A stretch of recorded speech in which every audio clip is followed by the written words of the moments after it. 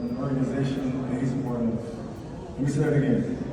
Daryl Morey is a liar, and I will never be a part of an organization that he's a part of again. Thank you, man. Hey, what it do, sports world, and welcome to the Real Untouchable podcast with me, Ray Diggs. I just showed you all the video from basically what James Harden had to say about Daryl Morey.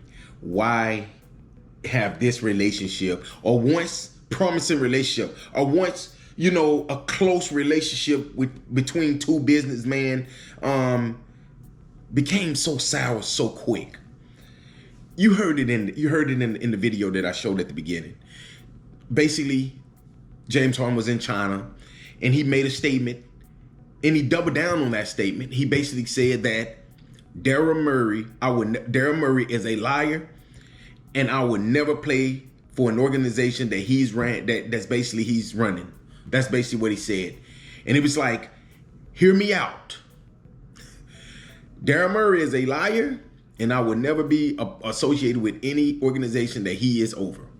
Okay, basically, quote unquote. What do this mean? James Harden is basically forcing the Philadelphia 76ers to take whatever the Clippers is willing to give them. If the Clippers want to give them some peanuts, if they want to get them a washer and dryer set, they're going to have to take whatever the Clippers give them. And that's what James Harden is doing right now. But this is how I feel that the 76ers can counter. I will make him retire. I will make him set out.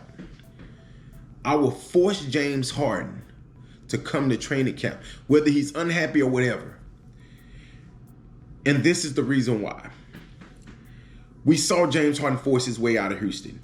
We saw him force his way out of Brooklyn. Now he's trying to force his way out of the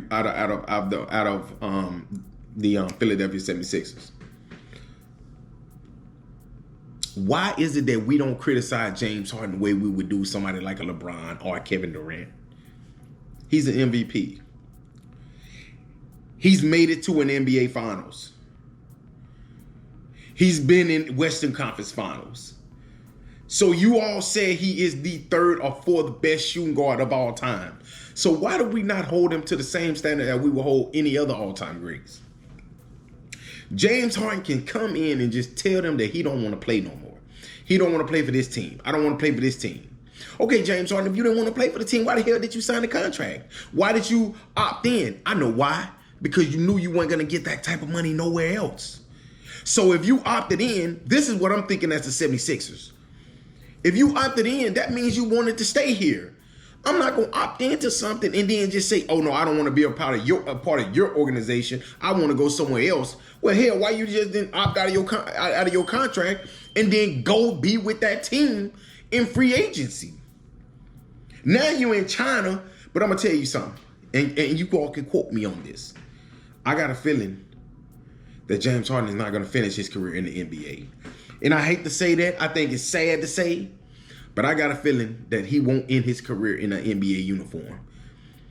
And the reason I say that is because one thing about these NBA owners, they will blackball you out this league.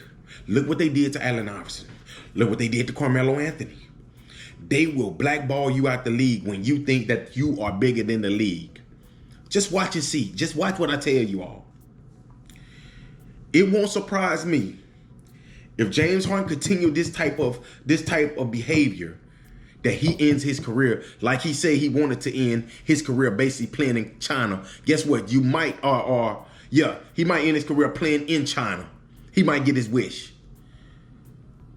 And I won't think that's a bad idea. I won't feel sorry for him one bit if he did end his career in China or somewhere else overseas. Because James Harden has taken this league for granted. James Harden has forced trades. He's signed contract. And I understand why the man is mad. I had to do a little bit of research on why he can be so mad at Daryl Morey. But you can only be mad at yourself. Because what you did was you wanted to get out of Brooklyn so bad that you turned down almost $200 million. Who in the hell turned down $200 million? I'm going to sign that contract for that $200 extra million, and then maybe I'll play there a year, and then I'll force my trade.